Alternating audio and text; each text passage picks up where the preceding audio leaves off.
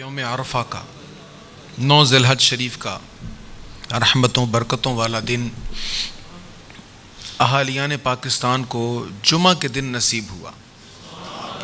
جمعہ ویسے ہی سید الایام ہے، سارے دنوں کا سردار ہے، اور پھر اس دن کرم بالائے کرم یہ ہوا کہ 9 ذی الحج بھی نصیب ہو گیا، جو بڑی بخشش رحمت اور کرم نوازی کا دن ہے۔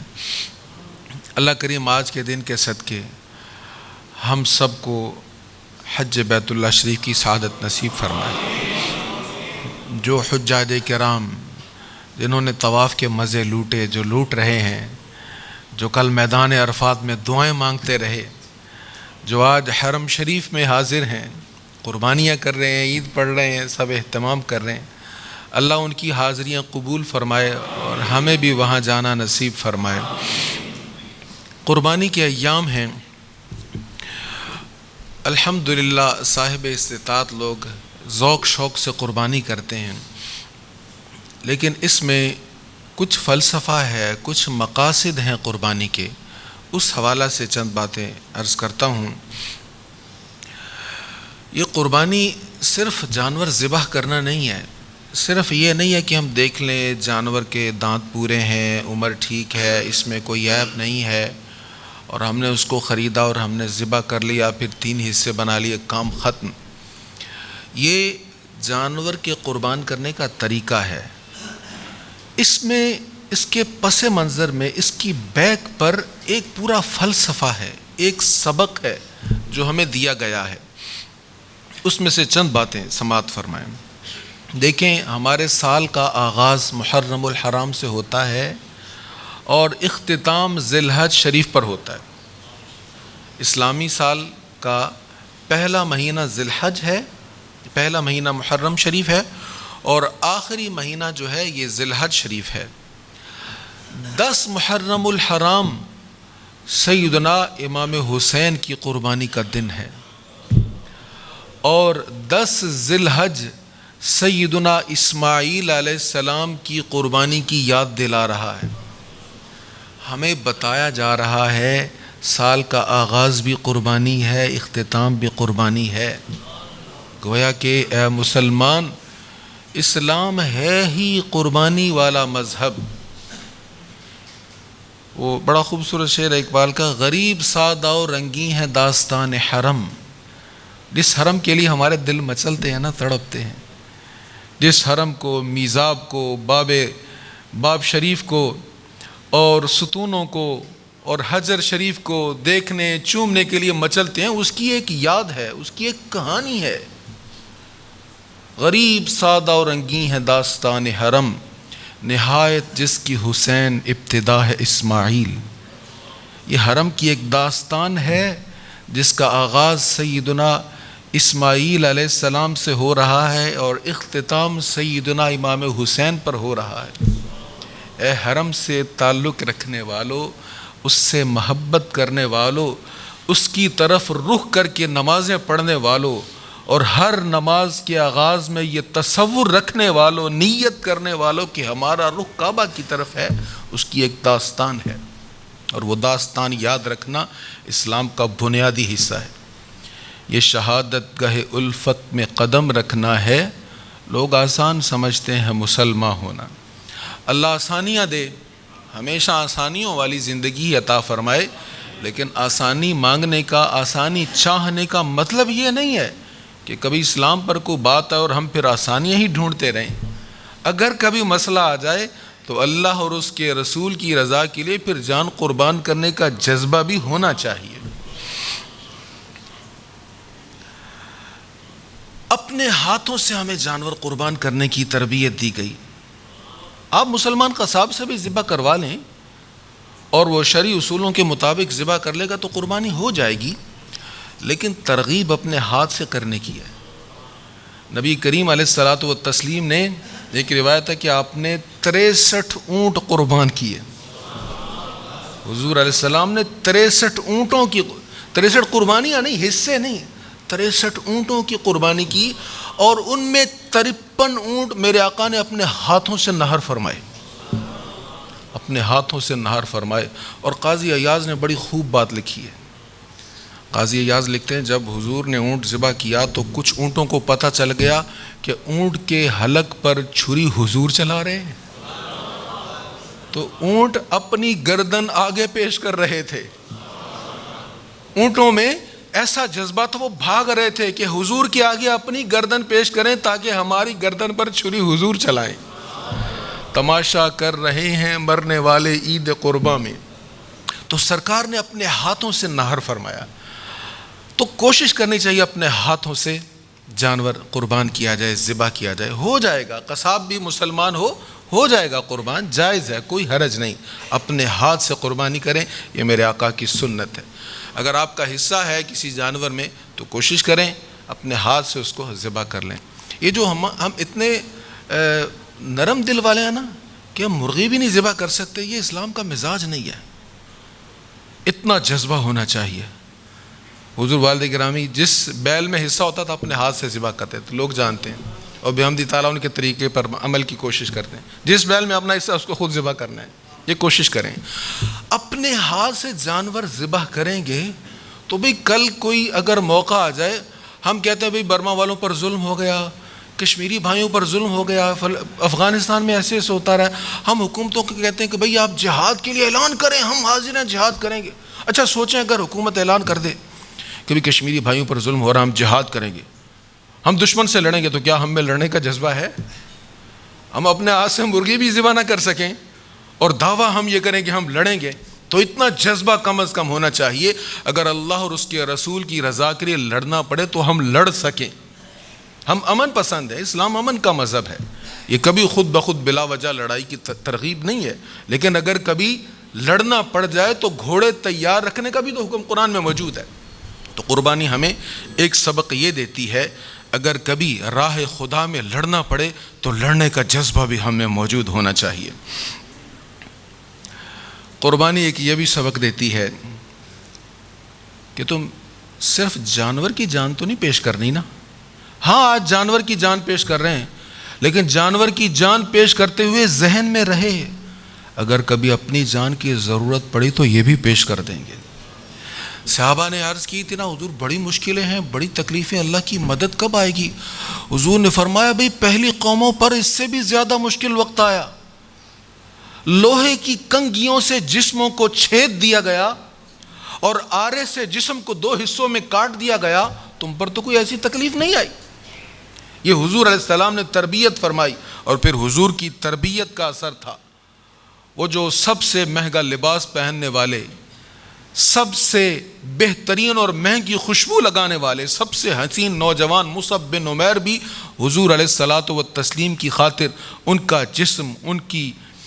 کا جسم مبارک بھی احد کے میدان میں خون میں لت پت پڑا تھا. وہ بھی خود کو قربان کر چکے تھے. تو یہ سرکار کریم علیہ الصلاۃ والتسلیم کی تربیت کا اثر تھا اور قربانی ہمیں یہ تربیت دیتی ہے. بہت سے اس میں تربیت کے پہلو ہیں. خلوص ہونا چاہیے، رضا الہی ہونی چاہیے. ہم مہنگا بیل خرید لیں تو اس کے ساتھ چلتے ہوئے ہماری چال میں رعونت آ جاتی ہے اور بڑے فخر سے ہم کہتے ہیں اتنے میں خریدا، اور اس کی قیمت بتاتے ہوئے تھوڑا سا ہم خود بھی پھول جاتے ہیں. ایسا نہیں ہونا چاہیے. اس بیل کو بنانے والی ذات اللہ کی ہے، اس کے حسن و جمال والی ذات اللہ کی ہے، اور اس کی قوت خرید ہمیں عطا فرمانے والی ذات اللہ کی ہے، اور اس کے لیے ہم نے خریدا ہے.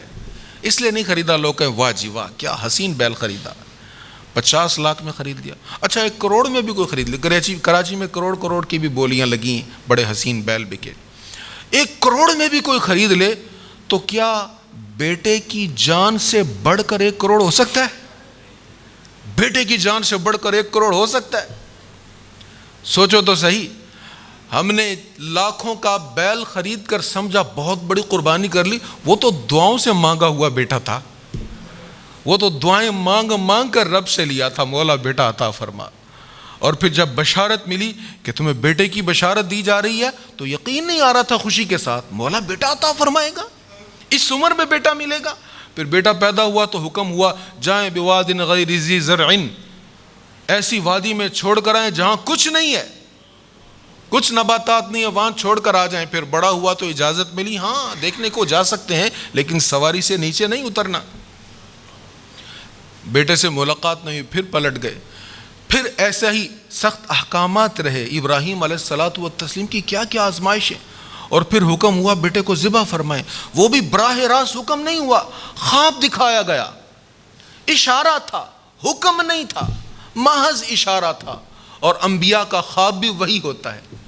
تو وہ جو اپنے بیٹے کو ذبح کر رہے ہیں یہ وہ یاد ہے، تو پھر تھوڑا سا کمپیئر کریں نا اس کے ساتھ، ہمیں اپنی اولاد کے ساتھ کیسی محبت ہے، یہاں تو ہم محض ایک بیل ذبح کر رہے ہیں۔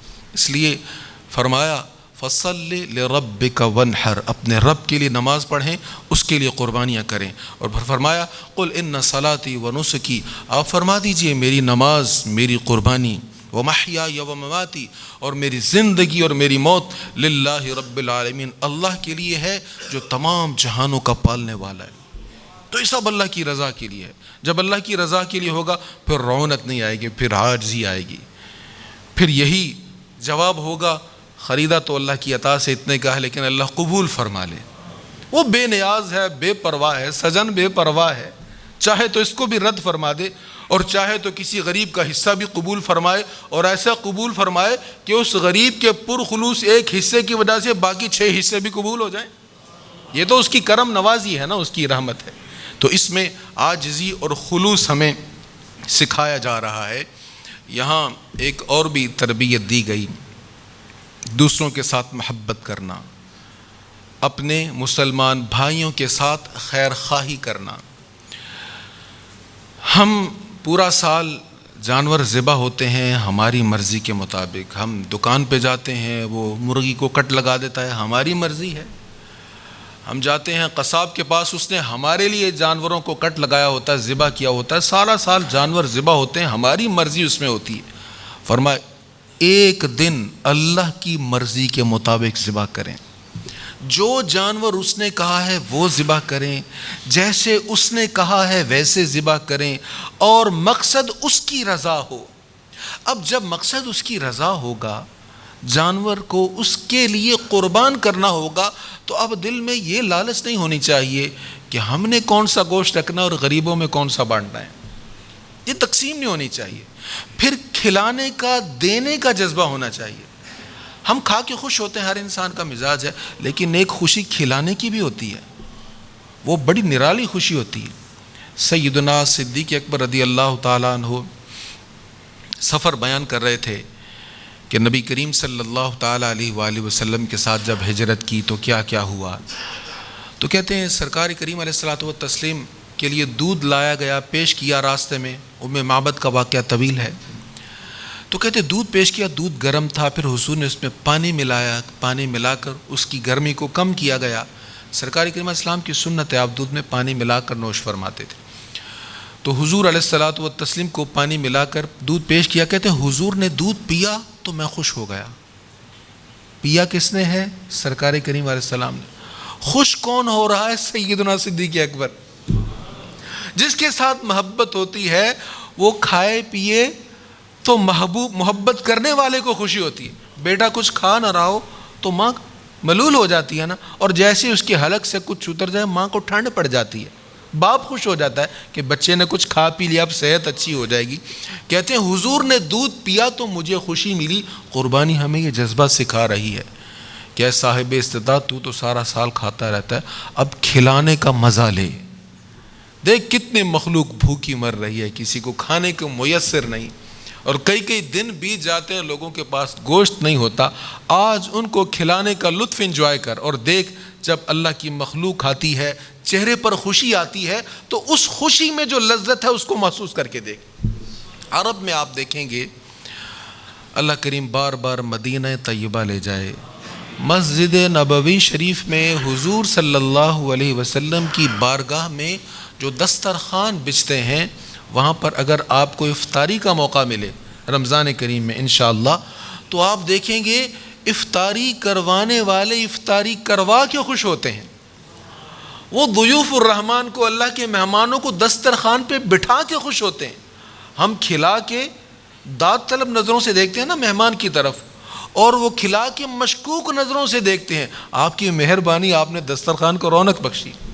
مجھے یاد ہے ایک سال رمضان شریف میں حاضری ہوئی تو ایک بچے نے میرا جوتا زبردستی پکڑ لیا. میرے ہاتھ میں جوتا تھا، میں اندر جا رہا تھا فہد گیٹ کی طرف سے، زبردستی میرا جوتا پکڑ لیا اور پکڑ کر دسترخوان پہ مجھے بٹھایا اور سائڈ پر رکھ دیا. میرے احباب آگے بیٹھے ہوئے تھے. میں نے کہا بچہ میں اس سے کیا بحث کروں، عربی بچہ تھا. وہ تھوڑی دیر بعد جب سائڈ پہ گیا تو میں نے اپنا جوتا اٹھایا اور جانے لگا اور وہ ایک ستون کی اوٹ سے مجھے دیکھ رہا تھا. اس نے بھاگ کے آ کے مجھے پکڑ لیا اور اپنے بابا کو آ کے بلایا. وہ ہاتھ جوڑ کے التجا کرنے لگے یہاں سے اٹھ کر نہ جائیں، آپ ہمارے دسترخوان پر آ گئے. تو یہ جذبہ بھی ہونا چاہیے کہ ہم صرف کھا کر نعمت کو انجوائے کر کے خود خوش نہ ہو، بلکہ وہ خوشی بھی حاصل کریں جو کسی کو کھلانے سے نصیب ہوتی ہے. قربانی میں ایک یہ بھی کانسیپٹ ہے کہ دیکھیں سارے مسلمانوں کی آج ایک ڈش ہے. سارے مسلمان آج ریڈ میٹ کھا رہے ہیں، چاہے وہ گائے کا ہے، اونٹ کا ہے، بکری کا ہے. تو یہ ایک اتحاد کا اس میں اظہار بھی ہے.